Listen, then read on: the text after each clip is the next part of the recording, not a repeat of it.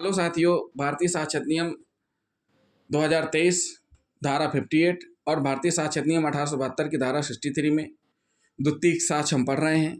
अभी तक हम 6 भाग पढ़ चुके हैं। 7वें भाग में हम आपको बताएंगे द्वितीयक साक्ष्य में मौखिक स्वीकृतियाँ, लिखित स्वीकृतियाँ व किसी ऐसे व्यक्ति का साक्ष्य जिसने किसी दस्तावेज की जाँच की है, जो कि कोर्ट में पेश नहीं किया जा सकता है। क्यों?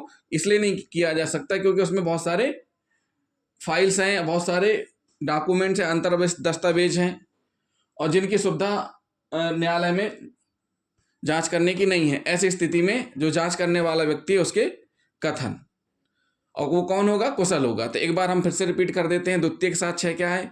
किसी दस्तावेज का प्राथमिक साक्षी न्यायालय के समक्ष प्रस्तुत किया जाना चाहिए, क्योंकि यह एक सर्वोत्तम प्रकृति का साक्ष्य होता है। प्राथमिक साक्ष्य के अभाव में न्यायालय की अनुमति से द्वितीयक साक्ष्य भी दिया जा सकता है। आवश्यक यह है कि साक्ष्य के ग्राह्य किए जाने के कारणों को पहले स्थापित कर दिया जाए। फिर प्रश्न उठता है कि दस्तावेज की अंतर्वस्तु का द्वितीय साक्ष्य दिया जा सकता है कि नहीं।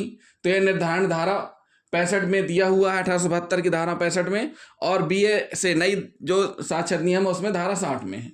किंतु जब प्रश्न हो कि क्या दिया जाने वाला साक्ष्य सही प्रकार का है, जो दिया जाने वाला साक्ष्य वो सही प्रकार का है कि नहीं है, तो यह डिसाइड करेगी इस धारा द्वितीयक साक्ष्य में। तो साथियों, इसी में हम आपको बताने जा रहे हैं कब मौखिक स्वीकृतियां, लिखित स्वीकृतियां द्वितीयक साक्ष्य के रूप में होंगी।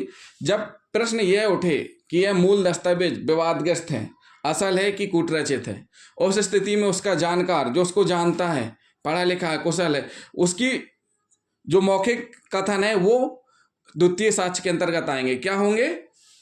जिस स्थिति में विवाद, जब विवाद की स्थिति बन जाती है, कोई दस्तावेज है, कोई डॉक्यूमेंट है, कि विवाद कैसा, कि असली है या नकली है, कूटरचित है कि असली है, उस स्थिति में जो जानकार व्यक्ति है, कुशल व्यक्ति है, उसके जो बयान होंगे वो जो बताएगा वही मान्य होगा। यानी उसके जो मौखिक बयान क्या कहलाएंगे? मौखिक स्वीकृतियां कहलाएंगे, जो कि द्वितीय साक्ष्य के अंतर्गत आएंगी।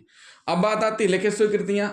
लिखित स्वीकृतियों के बारे में हम आपको बता चुके हैं, प्रलेख से संबंधित, काउंटर पार्ट से रिलेटेड, तो एक दूसरे के खिलाफ द्वितीयक साक्ष्य होते हैं। साथ ही साथ हम आपको बता चुके हैं अभी कि किस प्रकार से चेक का एक उदाहरण दिया था हमने पिछले पार्ट में।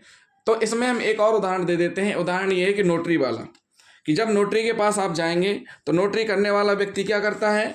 दस्तावेज सर्टिफाइड करता है। तो सर्टिफाइड का मतलब क्या है? उसने मूल देख करके किया है।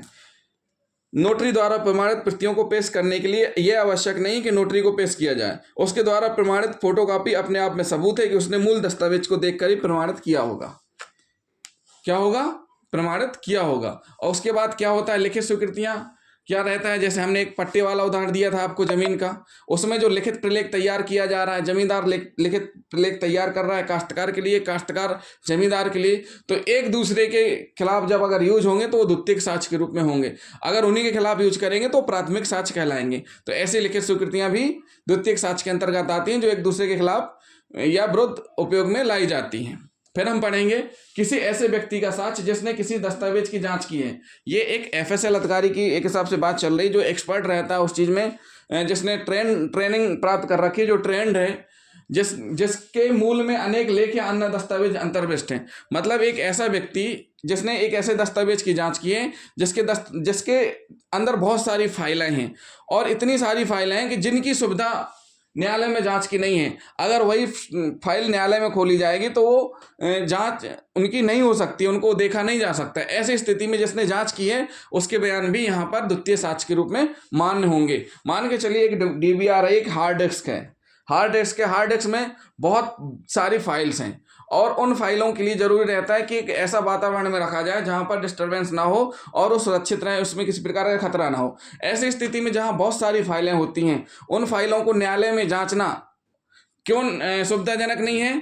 क्योंकि न्यायालय में जिनकी सुविधा नहीं होती, क्योंकि इतनी सारी फाइल्स हो जाती हैं, तो जिनकी सुविधाजनक रूप से न्यायालय में जांच नहीं की जा सकती, मतलब न्यायालय में जांच नहीं की जा सकती। ऐसी स्थिति में जिसने भी वो फाइल जांच की है, चेक की है, या जो एक्सपर्ट है, जो FSL अधिकारी है, उसके बयान भी द्वितीयक साक्ष्य के रूप में माने जाएंगे। तो साथियों, ये खत्म हुआ द्वितीयक साक्ष्य, धारा 58 भारतीय साक्षरता नियम 2023 का, जो कि धारा 63 में वर्णित है 1872 में। जो 1872 का साक्षात नियम है वो 63 में बढ़ने थे। तो जिन साथियों ने अभी तक हमारा चैनल सब्सक्राइब नहीं किया है तो हमारे चैनल को सब्सक्राइब कर लें, वीडियो को लाइक और शेयर करना ना भूलें। थैंक यू दोस्तों। द्वितीयक साक्ष्य अब हमारे यहाँ कंप्लीट होता है। हमने आपको सब तरीके से समझाने की कोशिश की है। अगर कोई भी बात ऐसी है जो आपको समझ में नहीं आई है तो हमें कमेंट करके ज़रूर बता सकते हैं। साथ ही साथ हमें मोटिवेट करने के लिए हमारे वीडियो को शेयर करें और ज़्यादा से ज़्यादा हमारे वीडियो को शेयर करें, सब्सक्राइब करें। थैंक यू दोस्तों।